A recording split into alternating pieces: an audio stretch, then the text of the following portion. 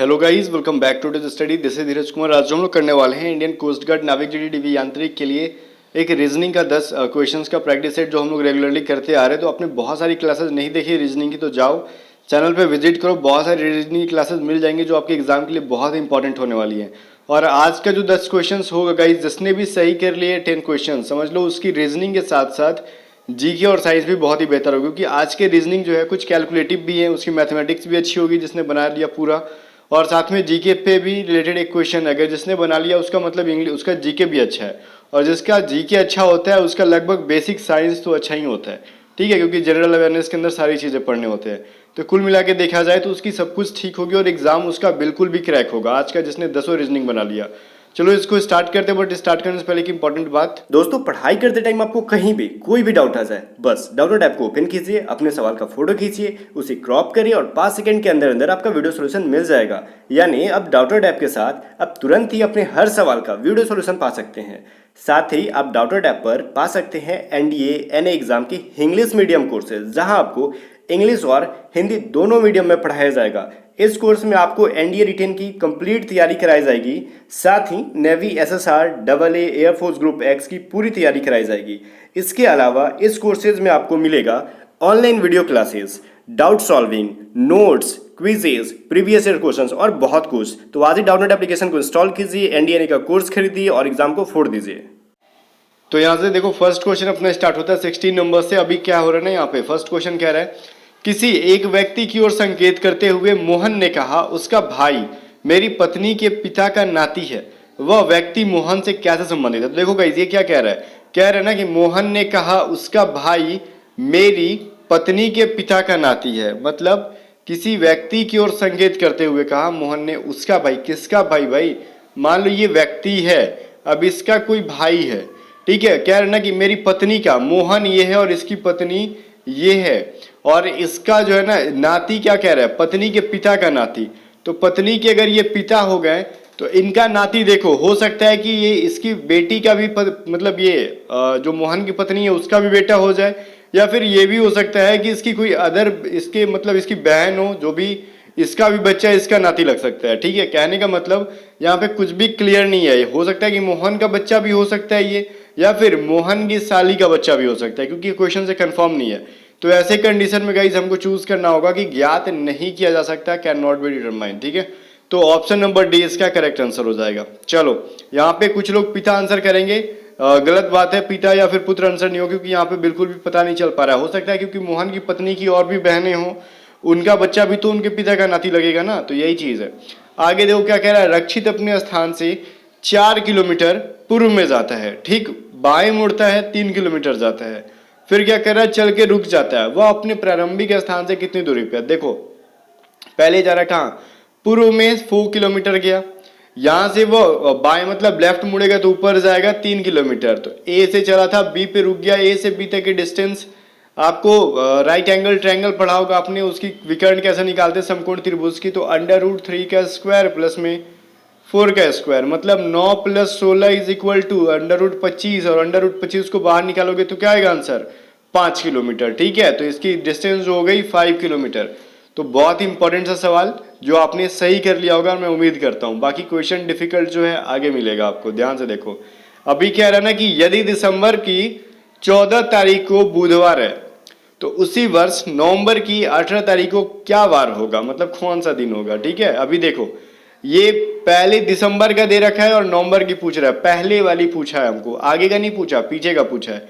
आगे का पूछता है तो प्लस करते हैं, पीछे का पूछता है तो माइनस करते हैं। फिलहाल तो देखो ये पे क्या कर रहा है, दिसंबर की 14 तारीख को, ठीक है बुधवार है, तो 1 दिसंबर से 14 दिसंबर के बीच में 14 दिन का आया।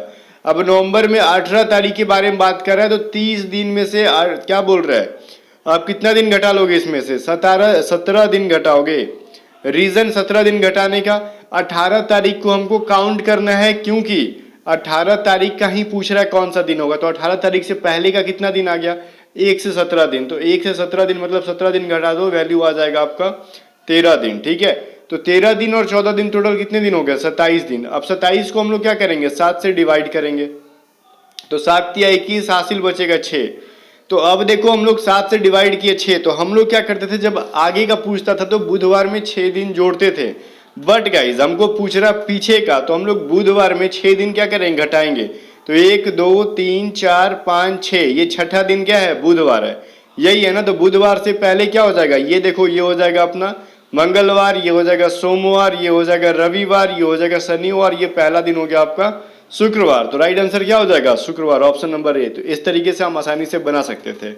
ठीक है, फिलहाल देखो अब जीके से रिलेटेड क्वेश्चन आ गया, जो आंसर सही कर देगा 19 नंबर, समझो कि उसकी रीजनिंग के साथ साथ जनरल नॉलेज भी बढ़िया है। और जनरल नॉलेज बढ़िया होने का मतलब उसका बेसिक साइंस भी अच्छा होगा, क्योंकि जनरल नॉलेज में सारे बच्चे पढ़ते रहते हैं सब चीजें।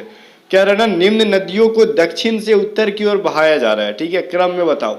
अभी देखो कावेरी, कृष्णा, गोदावरी और महानदी, इसमें कुछ भी लॉजिक ही नहीं है, बस रटने वाली चीजें। अगर मैप आपको याद है, ठीक है, कौन सी नदी कहाँ से कहाँ बहती है, तो आपको पता होगा कि सारे जो है ये क्रम में ही दे रखा है। कावेरी दक्षिण में है, उससे पहले कृष्णा है, उससे पहले गोदावरी, उससे पहले महानदी। ठीक है, तो ये चीजें हैं जो बिल्कुल भी क्रम में है। तो 1 से लेकर 4 तक बिल्कुल भी करेक्ट आंसर हो जाएगा, कहीं भी कुछ गलती नहीं है। तो राइट आंसर डी हो जाएगा। तो ये ऑलरेडी अपने क्रम में ही है क्वेश्चन के। ठीक है, तो ये रटने वाली चीजें थी, इसमें कुछ भी अलग से लॉजिक नहीं लगाने का था। फिलहाल 20 नंबर क्वेश्चन देखो क्या कह रहा है। ये वाट के जगह पे पूछ रहा है कि यहाँ पे क्या आ जाएगा। ओके, तो देखो गाइज, ये क्या कह रहा है ना, ये चतुर्भुज 4 स्क्वायर्स है इसके अंदर, और चारों स्क्वायर्स में अलग अलग फिगर, किसी में माइनस का दे रखा है, किसी में मल्टीप्लाई है, किसी में प्लस है। अभी ये क्या कह रहा है ना, ये क्लॉकवाइज अपना रोटेशन कर रहे हैं। ठीक है, देखो यहाँ पे पहले जो प्लस था दूसरे वाले में यहाँ पे आ गया, तीसरे वाले में यहाँ पे आ गया, तो ऑब्वियसली चौथे वाले में यहाँ पे आ जाएगा। ठीक है, अब चौथे वाले में जब यहाँ पे आया तो इसके पहले देखो माइनस था, तो माइनस ऊपर चला जाएगा, और जो मल्टीप्लाई था वो यहाँ पे आ जाएगा। तो अब देख लो फिगर के अंदर ऐसा किसके अंदर है, प्लस माइनस और multiply as it is figure के अंदर कहाँ पे है भाई। तो दिख रहा होगा हमको, प्लस नीचे में है ऑप्शन नंबर डी में, और अपना करेक्ट आंसर यही हो जाएगा। ठीक है, कुल मिला के देखा जाए तो ये अपने पहले वाले पोजीशन में अगेन आ जाएगा, और कुछ हमको करना नहीं था इसके अंदर। ठीक है ना, चलो आगे देखो, इसमें से चूज करो बेमेल, मतलब अब यहाँ पे राइट आंसर क्या हो जाएगा। ठीक है, यहाँ पे वाट के जगह पे क्या आएगा, ये चीज पूछ रहे हैं। ठीक है ना, तो देखो कुछ क्वेश्चंस हैं इसके अंदर, थोड़ा सा लॉजिक लगा लें अपने को। और एक चीज देखा जाए हमको, तो ये चीज देखो एक अल्टरनेट करके देखा जाए। देखो इसके बाद ये वाला फिगर बनाया गया, इसके बाद ये वाला, और इसके बाद ये वाला, तो इसके बाद इसी के अकॉर्डिंग यहाँ पे आना चाहिए। थोड़ा सा अल्टरनेट करके दे रखा है, तो हमको सारे फिगर्स की ओर देखने की जरूरत नहीं है, हम सिर्फ अगर इन दोनों को देख के इसके बाद वाला वैल्यू इसका निकाल सकते हैं। ठीक है, तो देखो गाइज, ये जो है इसके बाद ये कुछ ऐसे घुमा है, मतलब समझ में आ रहा है। देखो अगर मैं चीज ग्राफ यहाँ पे बना रहा हूँ, ये यहाँ पे है, तो अभी जो है सेकंड, देखो यहाँ से यहाँ गया तो कुछ ऊपर के साइड ऐसा आ गया, मतलब क्लॉकवाइज 90 डिग्री रोटेट किया, तो अभी ये कुछ यहाँ पे आएगा। ठीक है, अपने लेफ्ट हैंड के साइड में, मतलब लेफ्ट हैंड साइड में आपको यहाँ पे, रुको रुको भैया, इस तरीके से कहाँ कहाँ पे है, सी में है और डी में है, सी में और बी में है। तो सवाल आता है बी आंसर करे कि सी करे, ऑब्वियसली आएगा सवाल। अभी देखो इसके साथ साथ क्लॉकवाइज अपना जो देखो इस फिगर के अंदर ऊपर वाला कलर जो है अपने को कलर कर रखा है, तो बी में क्या है, ये चीज अगर घुमाएंगे 90 डिग्री, तो अपना ये वाला जो है अभी इसको 90 डिग्री घुमाओगे तो ये नीचे आ जाएगा। ठीक है, और ये कुछ नीचे में इस तरीके से रहेगा, तो ऑब्वियसली ऑप्शन नंबर बी इसका करेक्ट आंसर हो जाएगा, अपने को सी आंसर नहीं करना होगा। ठीक है ना, तो 21 का जो है ऑप्शन नंबर बी बिल्कुल भी करेक्ट आंसर है। ठीक है ना, चलो आगे का क्वेश्चन देख लेते हैं हम लोग। आगे का क्वेश्चन क्या कह रहा है, ये क्या रहा ना, यदि प्लस का मतलब जो है मल्टीप्लाई का मतलब जो है प्लस है, और माइनस का मतलब जो है डिवाइड है। प्लस का अर्थ कह रहा है ये प्लस का मतलब कह रहा है मल्टीप्लाई माइनस है, और डिवाइड का मतलब मल्टीप्लाई है। तो इस इक्वेशन को सॉल्व कर लेने का अपने को, देखो इसके अंदर कुछ नहीं करना, बोल रहा है क्या कि 30 कर लो, फिर मल्टीप्लाई का मतलब प्लस कर लो, 4 कर लो, और डिवाइड का मतलब क्या कह रहा है ना हमको, डिवाइड का मतलब मल्टीप्लाई कर लो, 8 कर लो, और माइनस का मतलब क्या कह, माइनस का मतलब कहाँ बोला भाई, माइनस का मतलब डिवाइड है। ठीक है, तो डिवाइड कर लो 4, प्लस का मतलब क्या रखा है हमको, माइनस। ठीक है, प्लस का मतलब क्या रखा हमको, क्या कि प्लस का यहाँ पे प्लस का अर्थ माइनस है। ठीक है, तो माइनस यहाँ पे 4 हो जाएगा। ठीक है, अब देखो ये हो जाएगा 4 दूनी 8। ठीक है, अब ये वापस से मल्टीप्लाई करोगे तो 30 प्लस में 8, 38 माइनस 4 क्या हो जाएगा, 34 हो जाएगा। ठीक है, कुछ नहीं करना था, बस वैल्यू पुट करो और आंसर करो, 34 जो है इसका राइट आंसर आ जाएगा। अगर आपका भी आया है तो सही है, नहीं आया है तो फिर कैलकुलेशन में कुछ गड़बड़ी है आपके। अभी देखो मैंने बोला था कि कुछ ये विषम अक्षर चुनो, TIW है, मतलब कौन डिफरेंट है चूज करो। RFD है, CAP है, PET है, इसमें से कौन सा डिफरेंट है ये चूज करना है अपने आप को। ठीक है, अभी देखो गाइज यहाँ पे एक चीज सवाल मिलेगा आपको कि देखो I के बाद क्या आता है, तो बोलोगे J आता है। अरे भाई मैं वो नहीं पूछ रहा हूँ, कहने का मतलब बढ़ते क्रम घटते क्रम के अकॉर्डिंग चूज करना है। तो छोड़ो इन सभी को, पहले ना कैप पे जाओ, समझ में आएगा। A के बाद ही C आता है, C मतलब A के पढ़ते जाओगे A B C, तो C बाद में आया ना, ठीक है। और देखो C के बाद क्या आता है, P आता है, ठीक है, ये चीज सही है। E के बाद क्या आता है, P आता है, और P के बाद क्या आता है, T आता है, समझ में आ रहा है। अब देखो गाइज यहाँ पे I के बाद T आता है और T के बाद ही W आता है, बट ये तीनों तो सेम रूल पे, लेकिन F के बाद इधर वाला आ गया, देखो गलत, ये क्या है, D के बाद F आता है और F के बाद R आता है, तो ये थोड़ा गलत सा है। हमको सीन दिख रहा है ऑप्शन नंबर B के अंदर, ठीक है, सभी रूल से बाहर है। थोड़ा सा वीडियो को पीछे करके देख लेना अगर समझ में नहीं आया हो तो। इसमें C सबसे छोटा, फिर C उससे बड़ा, फिर P, मतलब कुछ ऐसे बना, E सबसे छोटा, फिर P बड़ा, फिर T ऐसे, बट इसमें क्या है, कुछ इस तरीके से सीरीज बन रहा है, ठीक है। तो ये अपना सबसे डिफरेंट है। अभी देखो सबसे अजीबो गरीब क्वेश्चन 24 नंबर मिलेगा। अभी PNLJ को लिखा जाता है 2468, ठीक है, ध्यान से देखना क्या समझा रहा हूं मैं आपको, बहुत सारे बच्चे नहीं बना पाएंगे इसको। PNLJ का मतलब 2468 है। अच्छा देखो सबसे छोटा क्या है, J, उससे बड़ा L, उससे बड़ा N, उससे बड़ा P। जो सबसे छोटा है उसकी वैल्यू सबसे बड़ी है, ठीक है। और देखो J और L के बीच में 2 का डिफरेंट होता है ना, J के बाद KL, 2 जोड़ोगे तो L आएगा, L के बाद MNOP, मतलब 2 का प्लस किया गया है पीछे से, इसमें 2 प्लस, इसमें 2 प्लस, इसमें 2 प्लस, इस तरीके से।